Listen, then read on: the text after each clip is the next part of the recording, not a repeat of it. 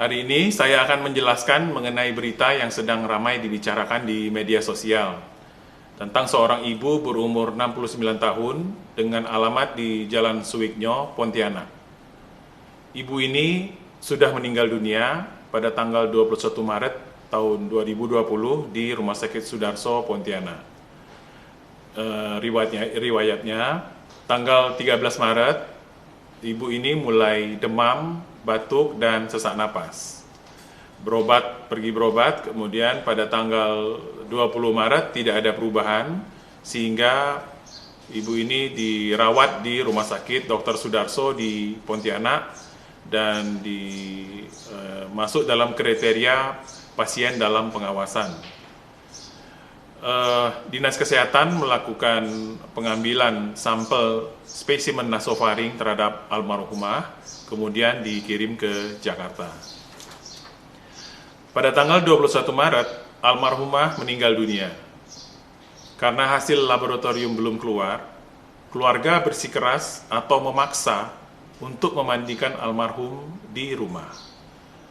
Permintaan disetujui dengan syarat bahwa memandikan jenazah di bawah supervisi dari Rumah Sakit Dr. Sudarso dan harus memakai APD lengkap serta menggunakan cairan pembunuh virus yaitu klorin.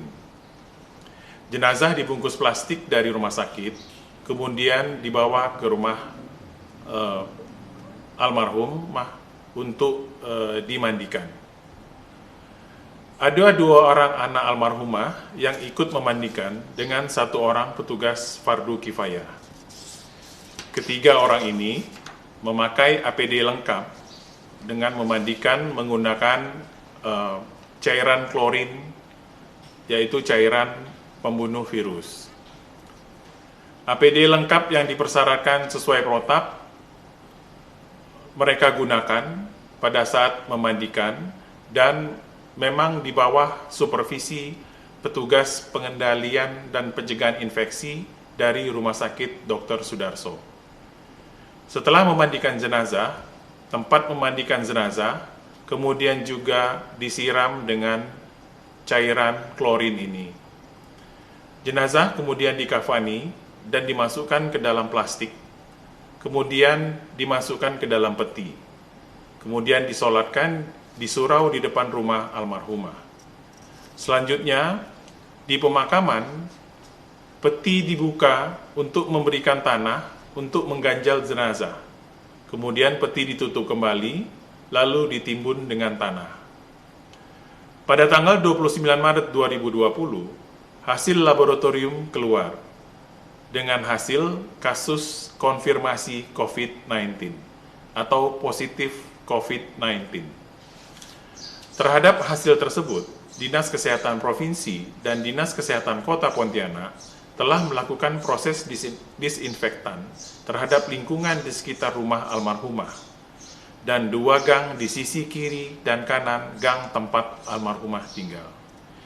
Dinas Kesehatan Kota juga telah melakukan pemeriksaan rapid test terhadap 21 orang kontak erat, yaitu anak almarhumah, petugas pemakaman, dan yang hadir pada saat proses pemandian dan penguburan jenazah. Pemeriksaan ini tadi hari ini dilakukan. Hasil terhadap pemeriksaan rapid test 21 orang kontak erat ini dinyatakan negatif. Jadi 21 orang kontak erat ini hasil pemeriksaan rapid testnya negatif. Namun, Dinas Kesehatan Provinsi dan Kota tetap akan melakukan pemeriksaan kembali setelah 7 hari pemeriksaan yang pertama. Dinas Kesehatan Kota dan Provinsi terus melacak siapa saja yang kontak erat dengan almarhumah, baik pada saat proses pemandian dan pemakaman jenazah, maupun yang kontak dengan almarhumah selama 14 hari sebelum almarhumah sakit. Jadi almarhumah sakit 13 Maret 2010. 14 hari sebelumnya itu di sekitar tanggal 29 Februari dan 1 Maret. Bagi anggota masyarakat yang merasa kontak erat dengan almarhumah, maka diharapkan dapat menghubungi Dinas Kesehatan Kota atau Dinas Kesehatan Provinsi untuk kemudian akan kami lakukan pemeriksaan kesehatan dan akan dites dengan rapid test COVID-19. Masyarakat yang kontak dapat menghubungi WhatsApp Posko COVID-19 di nomor 0812 92 119 119.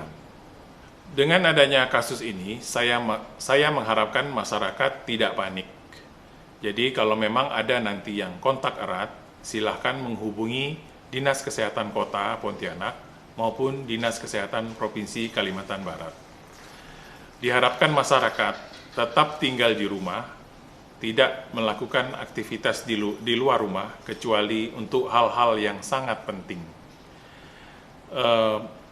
Saya juga mengharapkan agar masyarakat rajin melakukan cuci tangan,